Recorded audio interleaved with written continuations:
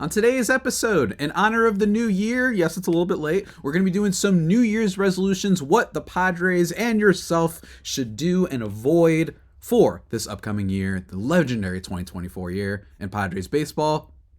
Let's get started. You are Locked On Padres, your daily San Diego Padres podcast, part of the Locked On Podcast Network, your team every day.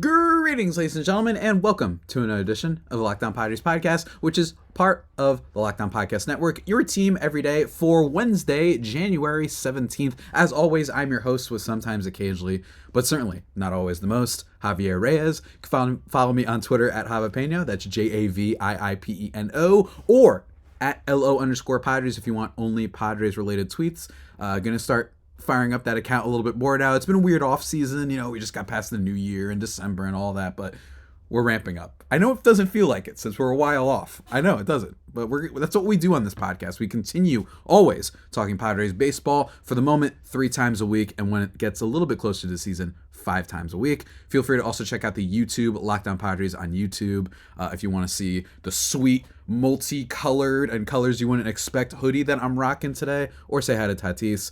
Fun episode today. We're going to be talking about my kind of resolutions, some little proclamations that are a little bit for myself, frankly. A little bit for myself, but I think for listeners as well and viewers, just because I think that this Padres season is going to be one of tremendous change and a lot of unknown, I think, and it's going to be weird that this is a team that is operating a little bit more small market based on what they've done this offseason. But they're the rare example of I actually think that that's okay and that's a prudent strategy given their circumstances. So this should be a lot of fun and a nice little episode to start off the week. Today's episode, guys, is brought to you by FanDuel. Make every moment more. Right now, new customers get $150 in bonus bets, fully guaranteed when you place a $5 bet. Visit FanDuel.com/lockedon to get started. Let's get started with the list, ladies and gentlemen. We're wasting no time here, folks. No more time. No more time is a wasting. The first proclamation I would like to make for Padres baseball for 2024 is no more aging washed guys that you're signing based on name value almost exclusively. Okay. This one's a bit obvious. A lot of these are going to be obvious, but I feel they should be reiterated, and hopefully they will entertain you. When I say this, I say guys that you are bringing in hoping that they still have a little bit of ounce of baseball left in them. You know, Billy Beane and Moneyball. I want to milk the last bit of baseball you got in you. Let's stop doing that. You know why? Because, gotta repeat it again, I apologize, but every batter, especially batters that get to the Padres, stay the same or get worse. And I don't want to double the chances, seemingly, of them getting worse by not only them joining the Padres, but also being old and past their prime. Players that immediately come to mind. Robinson Cano. No hate on what the guy may provide to a clubhouse. I'm not saying that. And we did make the playoffs in 2022. But it wasn't because of him. But he wasn't any good anymore. He just wasn't. It was kind of cool to see him from a nostalgia point of view. For me personally, it was just kind of odd. Like, this is a guy that I grew up kind of watching in a lot of ways on the East Coast. But no more players like him. No more Matt Carpenters. No more Jake Arrietas and Vince Velasquez's and Nelson Cruz's. Nelson Cruz, admittedly, I was wrong, which is why I said at the top of this, these are also for me too. I was a little bit excited about Nelson Cruz because I thought in a platoon situation, he could be quite good, and he wasn't. He was really bad, and almost all of the production he got at the beginning of the season was BABIP, ground ball sort of related, right? So you don't want that. I think the Padres, if you're going to do that, in my opinion, I would just rather go and bring up someone from this farm system. I'd rather take that chance a little bit, especially if it's someone who's a little bit closer. I don't want to force the issue on prospects, but I'd rather do that. I'd rather take guys that just might be a little bit exciting, might not have had as much of a chance elsewhere, right? I've talked about Keenan Middleton as a reliever I'd be interested in for the Padres signing. this offseason. Now, granted, that was before Matsui and Go and all these guys, right? But before that, I was like, this guy hasn't had the most opportunity in the world, and he's succeeded in small stints. So those are the type of guys I prefer to target. I think that relying on these old veterans to thin out your roster because you went so top heavy is a mistake. So I do not think that the Padres should be doing that whatsoever. And I think most people will agree. Let's not do that. Let's not make some desperation play for, I don't know, who's a Corey Kluber, right? Like, Corey Kluber's still out there, I think, if he hasn't officially retired. Let's not go down that route, right? That's usually not how winning teams... Think about it. What winning team signs players past their prime and it ends up working out for them? It's very rare, in my opinion, anyway. So that's my first one off the list, guys. The second one I want to talk about is just, again, and this is like... This one needs to be engraved in stone for not just the Padres, but every fan base. No more chunky contracts for big relievers. I love having a great bullpen. It's awesome. It's really exciting. But I just think it is so damn volatile. And I'd rather do similar on a more granular level what the Padres did this offseason. Instead of taking the chance on someone like Scott Barlow, who I think could be very good this year. In fact, I actually think he's going to be very, very good this year for Cleveland, which stinks. But I allow it because they allowed that money that was going to Barlow to go to De Los Santos, who they got in return, and Yuki Matsui and Woo-Sak Go. So I would rather go that route. Thin out your money and spread it around to multiple parts of your bullpen rather than signing big guys. And in the case of more recent developments, an extension for Robert Suarez, which is... I'm not completely out on the guy, but I am very worried because all of his swing and miss stuff was just gone last year. And he's a little bit older on the grand scheme of things. He's like, how old is Robert Suarez? I think he's 31 now. That you shouldn't go that route when you're trying to build a bullpen, especially a bullpen that has multiple issues with it. It wasn't just one guy, right? If you're a bullpen that's like pretty solid and steady, maybe you're in the top 13, 10 of bullpen ERA, something like that maybe, and they've been decent enough in clutch situations, then maybe you say, let's go get that one guy who could put us over the top. But I think if you're a bullpen that has multiple people struggling, your Tim Hills of the world, your Luis Garcias of the world, occasionally your Nick Martinez's of the world, right? Then I think instead, I like the route that the Padres went. And I think that goes for the rest of this offseason. Jordan Hicks, I believe, did Jordan Hicks just sign? Yes, Jordan Hicks just signed a huge deal with the Giants. Now, he's a little bit of an interesting exception because he signed and apparently they want to use him as a starter. But let's pretend for a second that he's not used as a starter. I just don't want to go down that route because also, if you look at Padres' recent history, they have succeeded in finding that really great closer, or at least proficient enough closer. In the case of, say, a Mark Melancon a couple years ago. That I just think spending big on this position is fool's gold. I really do, especially when you're in the contract issues, world, salary, cap madness that the Padres are currently under at the current moments. So that would be my thing. Stop buying high on relievers. Stop going big on that department. It's really tricky because look at Robert Suarez. Guy was throwing gas like all 2022. Gets hurt in 2023. Boom. He might be cooked. Right, this could be a sunken cost for the Padres, but we'll have to see. I'm not totally giving up on him because he was coming back from an injury, and his decline in swing and miss stuff was almost so great that I want to. Maybe there's a mean average between the two, but we'll see. But before we continue, ladies and gentlemen, the rest of my resolutions, including, I think, some more obvious ones and some less than obvious ones that I think is going to go against what the Padres have basically been doing since I've been covering this podcast, since I've been covering this team, so we're going to get into that in just a second, guys. But before we do that, folks, let me just take a second to talk to you about our good friends over at FanDuel. We love FanDuel, ladies and gentlemen. FanDuel is fantastic. How many times do I have to say that? How many times do I have to tell you guys, get on this podcast and tell you and worship the folks at FanDuel? Because here's the thing. NFL playoffs, rest in peace. If you guys heard me last week, I said, be careful with those Dallas Cowboys. If you placed a bet on the Cowboys, you probably didn't work out. But let me tell you one thing. Even if it doesn't work out, FanDuel, right now, new customers are getting $150 in bonus bets. Guaranteed. When you place a $5 bet, that's $150 in bonus bets, win or lose. That's right. So if you put one and you took my advice last week and you used this locked on code and you bet on the Cowboys, don't worry. You still got some extra cash out of it. Just don't do that ever again. Okay. The Cowboys always let you down. Don't do it. Don't do it. So please do not do that. It's like betting on the Dodgers to win a playoff game. You know what I mean? So be sure to go check that out, guys. That's $150 in bonus bets, win or lose. The app is so easy to use and there are so many ways to bet. Live same game parlays, a new explore tab that they've got to explore different possible bets for you. Making a parlay in their parlay hub is very easy. It's the best and most popular way to find parlays, of course. Check that out. Over unders, player props. They'll certainly, FanDuel, I imagine, will have some really fun ones for the Super Bowl. I know we're a couple weeks off of the big old game, but check in for that too. That should be a lot of fun, guys. So visit FanDuel.com/lockedon and make your first bet a layup. FanDuel, official partner of the NFL. But folks, that ain't all. Oh, no. That is not all. Not all at all. See what I did there? Ladies and gentlemen, I want to talk to you about our good friends over at Ibata. We love Ibata here. Ibata is very cool, ladies and gentlemen. Let me talk to it. Look, the new year for a lot of people, guess what?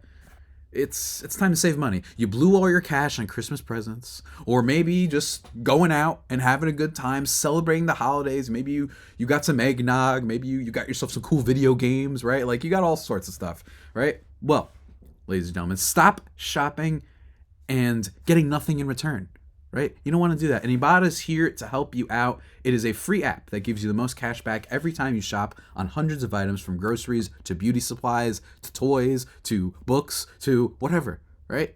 In the case of me, I just bought a book the other day. And guess what? Ibata is helping me out. You can make sure you're beating inflation no matter what you're purchasing. The average Ibata user earns up to 100, not up to, my apologies. I can't speak.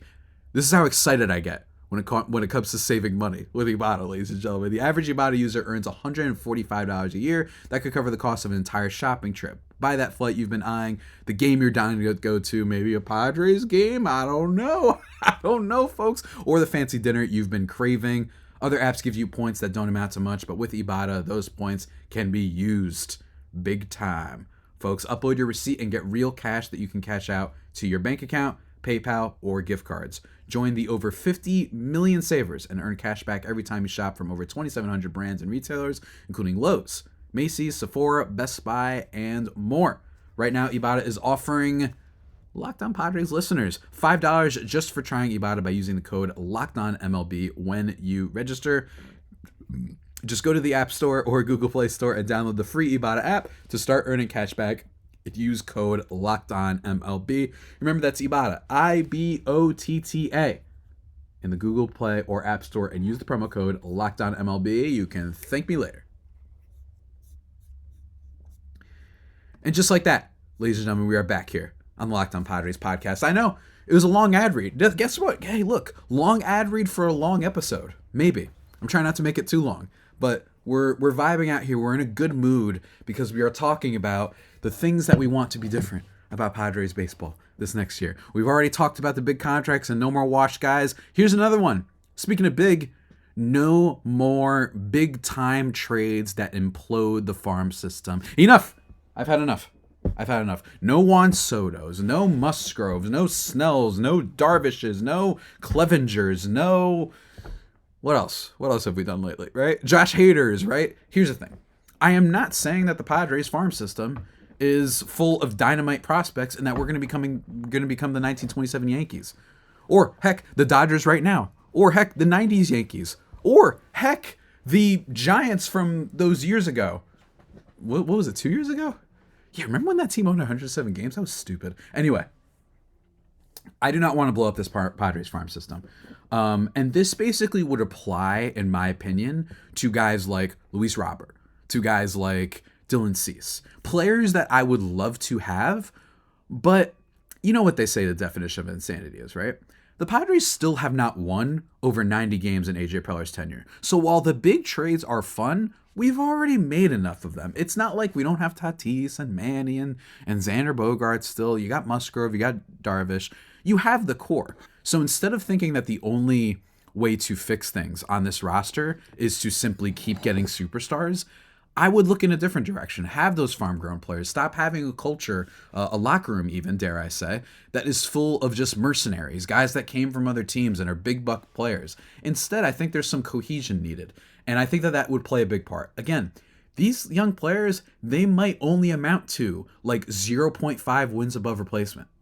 And I know everyone keeps yelling at me, well, Javi, they're losing Snell. That's 4 wins right there. They're losing Hader. That's 2 wins worth of F4, right? And my thing is, I understand, but when you have so many big star players, but you're getting nothing out of the surplus, out of the backup troopers, those backup troopers, the 0.4s, the 1s, the 0.8s of the world, that can eventually equal the amount of stuff you're getting from those other players. And that coincides with the fact that you need the big superstars to perform well, don't get me wrong. But they at least have those guys. Betting on Machado, Bogarts, and Tatis to be awesome this year is not fool's gold. Like, there's actually precedent and reason to believe that can happen. So for me, my thing is, I just don't want to blow up this Padres farm. They keep doing this, and it has not resulted in overall success. Don't get me wrong. They went really far in 2022, but even still, it's not like that team was amazing. They just had like a really good vibe to them. You had Alfaro hit like 5 walk-off home runs, which broke the Padres record for a single season from a player, right? Like, just think about that for a second, guys. Jorge Alfaro did that.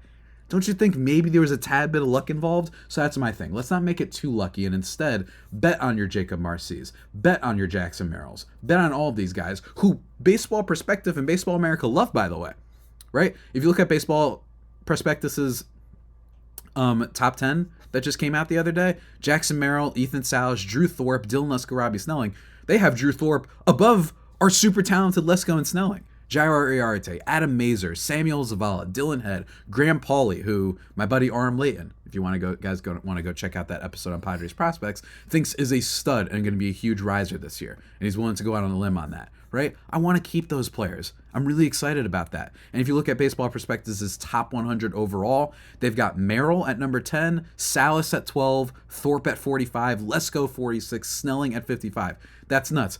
Javier, it's just one site. Fine. Baseball America's top overall list, tied with the Orioles, Rays, and Yankees for the most in their top 100, is the Padres. Ethan Salas at 8, Merrill at 17, Snelling at 27, Lesko at 38, Thorpe at 58, and Leotis DeVries at 99.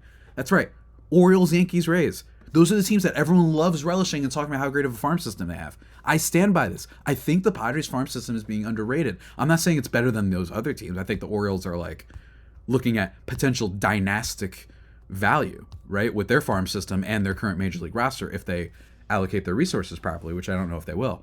But for me, my thing is like, believe in some of these guys. Believe in them to be as good as, decent, okay players. You think one of these guys can't give you the value that Jake Cronenworth gives you? I would take that bet. I bet you one of them can, or all of them, or whatever. And even if you don't believe in them, I'd rather just keep the assets right now instead of giving up Merrill, Salas, and Snelling for Luis Robert. You know what I mean? I know that's a little bit of an exaggeration, but I'm not into blowing up the farm anymore. I think they should give it a shot. I know that farm system guys have been a little bit hit or miss sometimes, but I believe in this crop, and I believe that we should just try this just for sake of not trying it yet. You know what I mean? And for any of my comic book super nerds who might be familiar with the current X-Men comics, one character goes back in time basically and tries going with different characters down that route, and eventually tries a 4th route that's crazy and involves just destroying all these things. They're like, yeah, I've just tried this because we simply have not tried it yet. Something like that. Really ridiculous analogy I just made, but that's kind of how I feel about the Padres heading into 2024. Let's keep the prospect and farm system intact and go from there. If we're really damn good by the trade deadline, maybe you ship off one guy and get some enforcements, but you have the stars already, and the bigger superstars has not equated to winning. So that's me. That was a lot, ladies and gentlemen. That was a lot. The next thing I want to talk about for a resolution, which a little bit goes against what I was saying, a little bit, but I actually think that with the moves they've made this offseason, they've kind of ensured that this won't happen, at least in my opinion, and especially since there's still moves to potentially make. Let's not rush prospects. This basically applies to one person in particular. And that's Ethan Salas. Ethan Salas, we're already getting reports that the Padres think he can make his debut before he's 20 at the major league level. And this is a young guy, and he's by some people have this guy as like the top prospect in baseball. I've seen it. Not too many, but a lot. And my thing is, this kid's 17 years old. And I do not want to have a situation where Luis Campusano, God forbid, gets injured, and then they're like, we don't know what to do, bring up Ethan Salas. Let's not do that again. Because every time, with the exception of Tatis, who was before the season at least, and it wasn't in the middle of the season because of an injury, or was it? Did Tatis get called up because of an injury? I'm actually forgetting. Like, genuinely. Was it ever? No. I don't think it was, but whatever. Hang on to my point. It still makes sense. With the exception of Tatis, from Weathers to Campusano to CJ Abrams to a whole bunch of other guys that I can't think of off the top of my head, but this just doesn't seem to work. And I do not want to keep going down this route where you're just hoping that these prospects will plug in and play when they're not ready. A Jackson Merrill, okay, I like that. Snelling and Thorpe and some of the pitching prospects, I don't like that as much. And I think that the trade that they made with the Yankees ensures that they won't necessarily be in a position where they have to bring up a guy like Snelling, Lesko, or Thorpe if they're not ready. It depends on what their development is. But if those guys aren't ready, they're not going to have to be forced to do that. But Salas is one that I would be careful of. That they start thinking, let's just try and strike gold here, or what have you.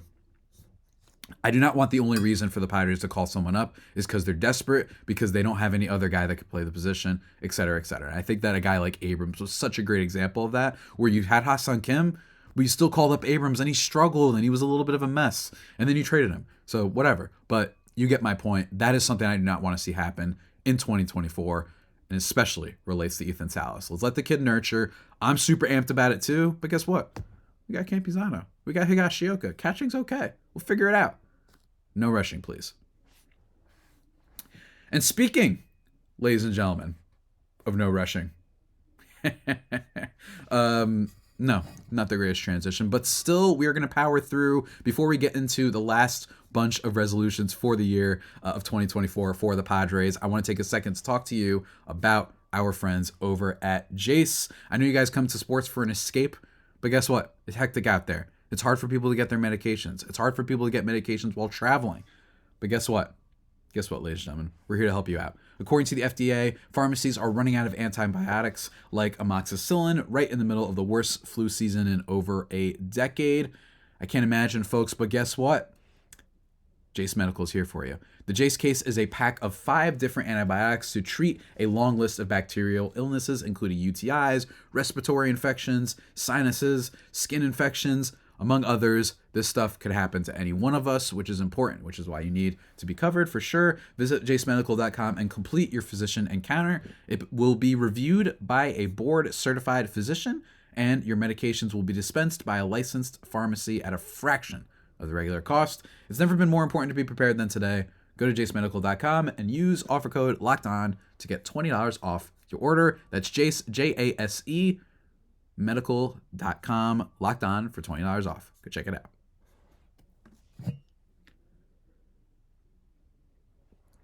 And we are back, ladies and gentlemen, in the waning moments of Locked On Padres 2024 edition with the cool hoodie. We're doing good out here.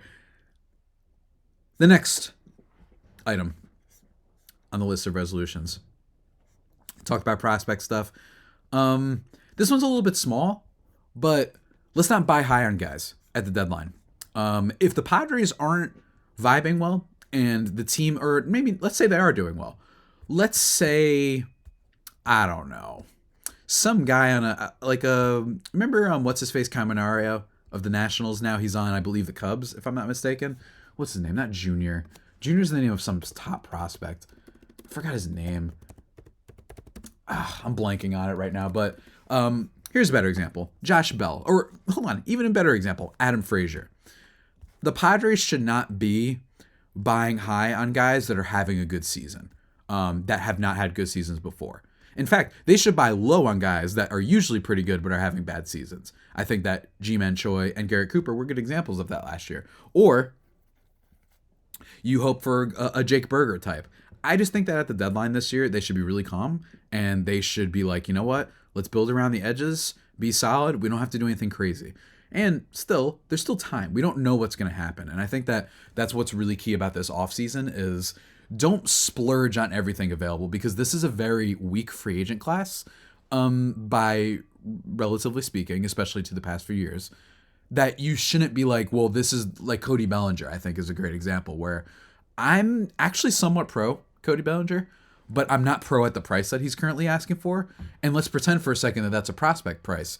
Brian Reynolds is a guy that Padres fans and media and everyone have been talking about as a potential fit for, I swear, like 4 years. Now, they just extended him, so thank the Lord that that's not really going to happen. But Brian Reynolds is like a fine player that fits on every roster, but you should not mistake that for a guy that you absolutely need. So for me, I'm basically just saying let's be cautious at the deadline and not just get who's the best available. You know what I mean? Let's try and look at what discounts you can get. I think the big philosophy for the Padres this year is to just try doing what they haven't done before. I mean, again, Brian Reynolds, this is a guy that at one point was rumored for a Juan Soto-like package. 110 WRC+, 2.3 F4. It's a fine player. I'd love to have him. But am I giving up any of my top prospects for this guy? No, because I feel like I'd rather just take the chance with the prospects or just hope that the rest of the team is going to be built out through smaller sort of deals, you know, whether it be upgrading the bullpen, starting pitching, whatever. I'd rather do that. So if there's a player of a Brian Reynolds caliber where you're like, oh man, the Padres, let's say Jacob Marcy, he was such a miss, it's not working out, Padres need to upgrade left field, let's go out and get X player that is having a career year. I'd be really wary of that in 2024, because I just think that we've seen the Padres are not very good at that, and Adam Frazier was the ultimate just pinnacle example of that. Guy was an all-star second baseman for the Pirates, came to the Padres, was very much not, ladies and gentlemen.